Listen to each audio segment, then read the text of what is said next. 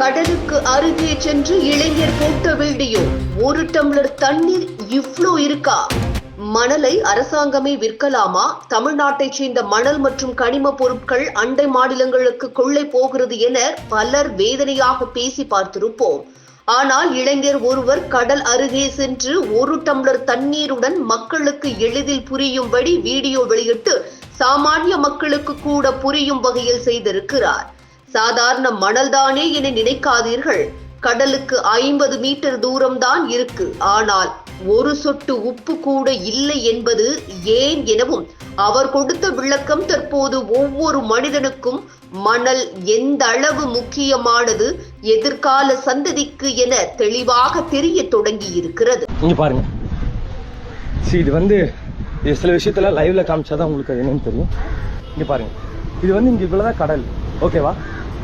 இப்போ இந்த கடல் பகுதியிலிருந்து நான் போய் தண்ணி குடிக்கிற இடம் பாத்தீங்கன்னா நீங்க எங்கேன்னு பாருங்க, அங்கிருந்து ஒரு 50 மீட்டர் தான் இருக்கும். மீறி போனா ஒரு 100 மீட்டர் இருக்கும். எஸ்,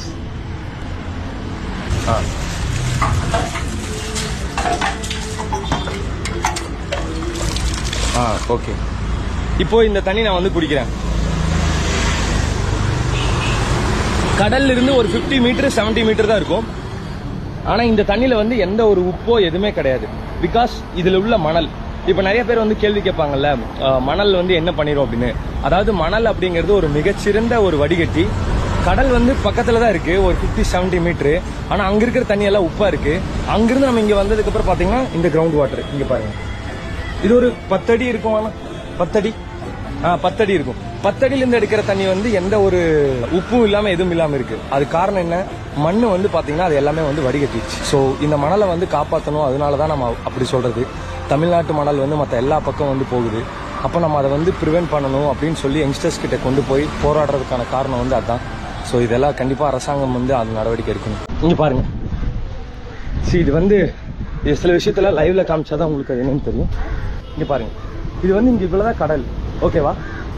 இப்போ இந்த கடல் பகுதியிலிருந்து நான் போய் தண்ணி குடிக்கிற இடம் பாத்தீங்கன்னா நீங்க எங்கேன்னு பாருங்க, அங்கிருந்து ஒரு 50 மீட்டர் தான் இருக்கும். மீறி போனா ஒரு 100 மீட்டர் இருக்கும்.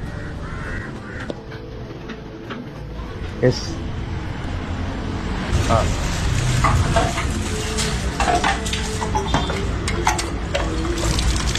ஓகே.